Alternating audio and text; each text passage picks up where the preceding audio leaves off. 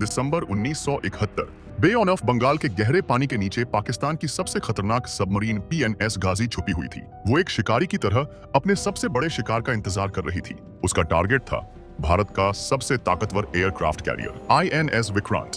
पाकिस्तान का प्लान साफ था, जैसे ही विक्रांत अपने बेस से निकलकर समंदर में आएगा, गाजी उसे टॉर्पीडो से उड़ा देगी। लेकिन इंडियन नेवी को कुछ और ही मंसूर था। पानी के अंदर गाजी को छुपे हुए काफी समय हो चुका था। सबमरीन के अंदर ऑक्सीजन की कमी होने लगी थी। अंदर बैठे पाकिस्तानी सैनिकों का दम घुट रहा था। मजबूरी में गाजी के कैप्टन ने आदेश दिया, सबमरीन को ऊपर ले जाओ, हमें फ्रेश एयर चाहिए। सबमरीन धीरे धीरे सतह की तरफ बढ़ने लगी, लेकिन जैसे ही कैप्टन ने पेरिस्कोप से बाहर देखा, उनके होश उड़ गए। उनकी तरफ पूरी स्पीड से बढ़ रहा था भारतीय नेवी का डिस्ट्रॉयर आईएनएस विक्रांत। और तब तक बहुत देर हो चुकी थी। लेकिन सवाल ये है, पाकिस्तान की सबसे खतरनाक सबमरीन भारत के जाल में आई कैसे?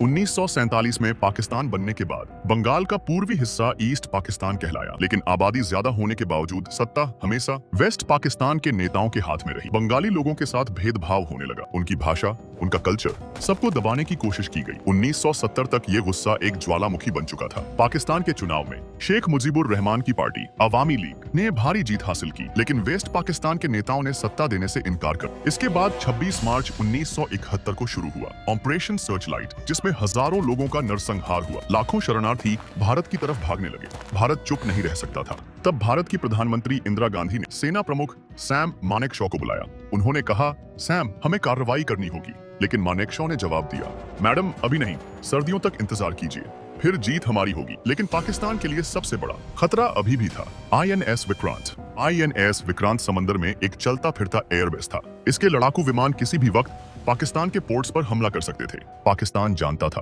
अगर विक्रांत बे ऑफ बंगाल पहुंच गया तो उसकी नेवी खत्म हो जाएगी। इसीलिए पाकिस्तान ने अपना सबसे खतरनाक हथियार भेजा, पीएनएस गाजी। 8 नवंबर 1971 को पाकिस्तानी नेवी ने गाजी को मिशन दिया, विक्रांत को ढूंढो और उसे खत्म कर दो। लेकिन इंडियन नेवी को इस मिशन की भनक लग चुकी थी। एक इंटरसेप्टेड मैसेज ने भारत को अलर्ट कर दिया। तब ईस्टर्न नेवल कमांड के कमांडर नीलकंठ कृष्णन ने एक मास्टर प्लान बनाया। उन्होंने कहा, हम गाजी को नहीं ढूंढेंगे, गाजी खुद हमारे जाल में आएगी। और इसके लिए भारत ने खेला एक खतरनाक मास्टरमाइंड के। भारत ने एक चाल चली। आईएनएस विक्रांत को चुपचाप अंडमान की तरफ भेज दिया गया और उसकी जगह विशाखापट्टनम पोर्ट पर आईएनएस राजपूत को खड़ा कर दिया गया। आईएनएस राजपूत को आदेश दिया गया, विक्रांत का रेडियो सिग्नल इस्तेमाल करो ताकि पाकिस्तान को लगे कि विक्रांत वहीं मौजूद है। इतना ही नहीं, भारत ने जानबूझकर ऐसे मैसेज भेजे जो पाकिस्तानी जासूसों तक पहुंच जाएं। अचानक विशाखापट्टनम पोर्ट पर हजारों किलो राशन और मीट के ऑर्डर दिए गए। पाकिस्तानी जासूसों ने तुरंत खबर भेज दी, टारगेट विशाखापट्टनम में है। और ठीक यही भारत चाहता था। अब गाजी सीधा मौत के जाल में जा रही थी। लेकिन गाजी के अंदर हालात तेजी से बिगड़ रहे थे। 3 दिसंबर 1971 की रात सबमरीन पीएनएस गाजी के अंदर ऑक्सीजन खत्म होने लगी। कैप्टन ने आदेश दिया, सबमरीन को ऊपर ले जाओ।